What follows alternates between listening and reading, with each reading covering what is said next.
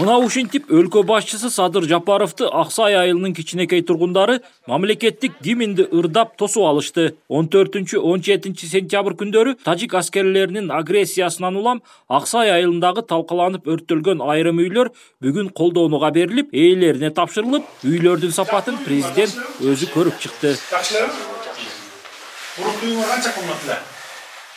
8 komnatlı mansardın edamıyla mındayla qarab turgan bolчу азыр эми бүгүн күнчө карап жакшы болуп калды. Буюрса жакшы. Жакшы болсо болду. Жакшы. Канча балаң бар? 5 бала апам менен жашайт. 2 эркек, 3 кыз, а? 3 уул 2 кыз. 3 уул эркек. Жакшы. Бактылуу болсун. Жакшы.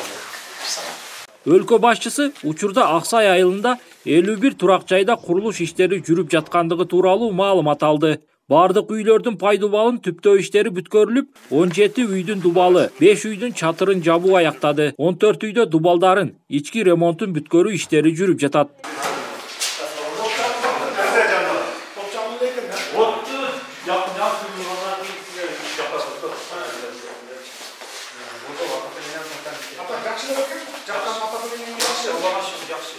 Мамлекет башчысы Капчыгай айылына барганда каргашалуу окуянын кесепетинен үйлөрдүн дээрлик баары талкаланганын, бүгүнкү күндө 75 үйдө курулуш иштери жүрүп жаткандыгы тууралуу маалымат берилди. Бардык үйлөрдүн пайдубалын түптөө курулуш иштери аяктады. 17 үйдүн дубалы бүткөрүлүп, 26 үйдүн плиталары орнотулууда. 31 үйдүн чатырын жабуу иштери аяктаган.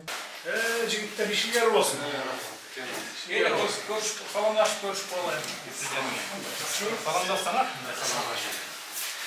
Ушул айылдын тургундары Садыр Маргожи. Айылдын тургундары ресми балдар өздөрү куруп атат. Олорду азыр мурун биринчи кийинирээк болуп калды. Азыр бүт ушундай материалдар киргизип атат. Биз сразу кургаткангачы.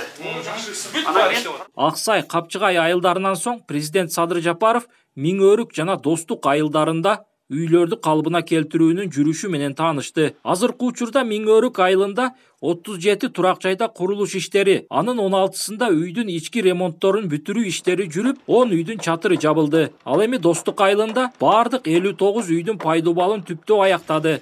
4 үйдүн дубалы курулду, 36сында плиталар орнотулууда, 14 үйдүн чатырын жабуу иштери жүрүүдө.